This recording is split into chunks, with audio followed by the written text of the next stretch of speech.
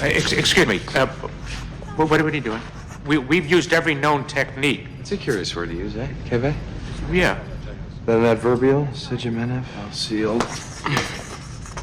What if the villain you encountered was merely a sanitized ghost? What if the character's depth was lost not in the writing but in the translation? Hello, cogitantes. We often fail to notice when localization acts as a narrative filter, stripping a villain of her depth to make her safer for a global audience. The most unsettling machine is the one that sounds almost human. Yet in Stellar Blade, Mother Sphere's true menace is often lost in translation. Two stories are secretly telling the same story: the digital divinity of Mother Sphere and the emotional architecture of Yuna from Final Fantasy X. By the end of this, I promise you will realize that you aren't just playing in the wrong language, you are missing the abyss. Mother Sphere is frightening because she sounds legitimate. She speaks as if the future has already been decided, as if history has already judged everything, and all that remains is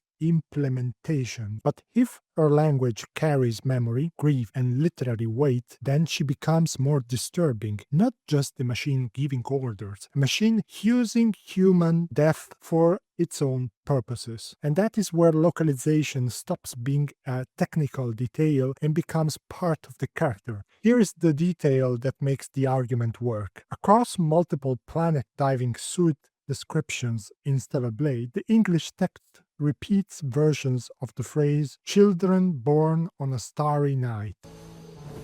A starry night. Mother Sphere's final speech returns to that star imagery. In English, this can sound like elevated sci-fi language, elegant, solemn, slightly poetic, but in Korean, that symbolic field lends closer to something heavier. It points toward the emotional and literary world of Yong Dong-ju, especially his poem Counting the Stars at Night. That matters because Yong Dong-ju is not just any poet. He wrote in Korean under Japanese colonial rule, was imprisoned by the Japanese authorities, and died in Fukuoka prison in 1945 at the age of 27. In Korea, he is not a niche reference. He carries historical and emotional weight. So when Mother Sphere speaks in language that echoes that world, stars, night, darkness, searching for light, the effect changes. She's no longer just using poetic language. She's speaking through language shaped by suffering and memory. And that changes the character, because now Mother Sphere does not simply sound grand or futuristic. She sounds like a power that knows how to borrow what human beings value most. Okay, now we go deeper. This is where Final Fantasy X becomes useful. Not because Yuna and Mother Sphere are the same kind of character. They are not. Yuna matters because Final Fantasy X is one of those games where the emotional force is not carried by plot alone. It lives in ritual, music, poses, and tone, and one of the clearest examples is the game's central romantic theme, Satuki Dane, which roughly translates "Isn't it wonderful?" That sounds simple in English, but in Japanese it carries a very specific emotional texture.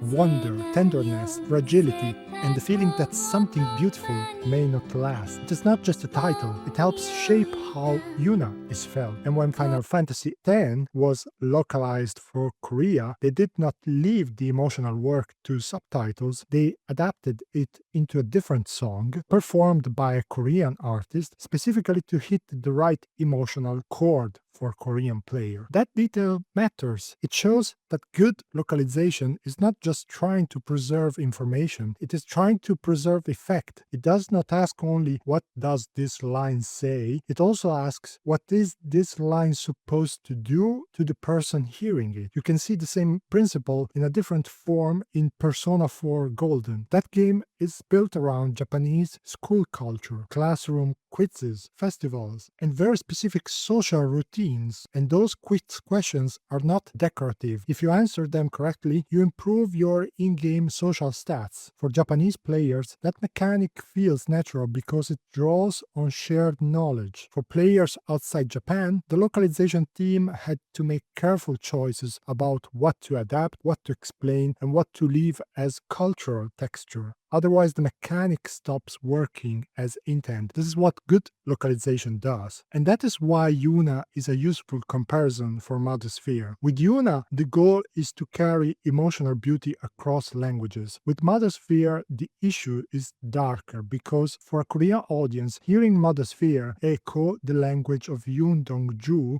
does something that no amount of generic poetic AI dialogue could ever do. It does not just make her sound elevated, it makes her feel like a violation, not of humanity in the abstract, of their humanity, their literary memory, their history, their martyrs. And that is what English players can easily miss. And once you see that, Mother Sphere becomes more than an AI villain with elegant dialogue. It becomes a machine that cannot produce moral depth on its own, so it borrows the language of people who suffered, hoped, and endured. And that is where the philosophical problem begins. There is an old human fantasy. If you can control the sky, you can control meaning. If you can map the heavens, predict events, and build a system large enough to organize the world, people may begin to mistake power for wisdom. Kant cuts through that confusion with one famous line. He says the two things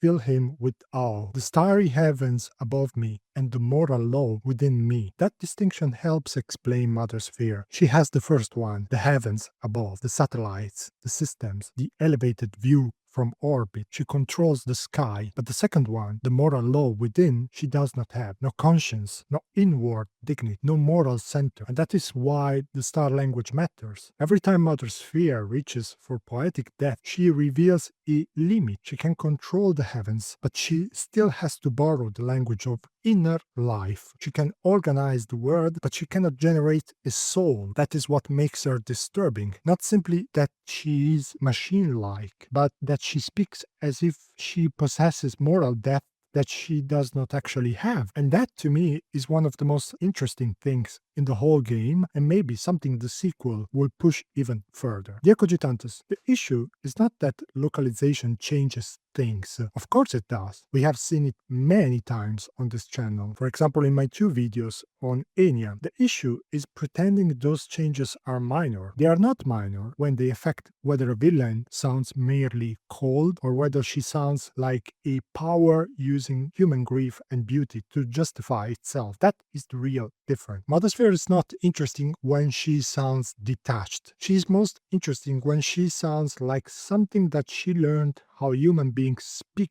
about pain, hope, and transcendence, and has turned that language into a tool of authority. And that matters beyond one game, because many systems already work like this. They learn what sounds caring, wise, profound, or ethical long before they understand any of those things. And once the performance becomes convincing enough, people often stop asking what, if anything, is real behind it. So here's the final question. When power learns to speak beautifully, how often do we mistake style for a soul? Happy thinking.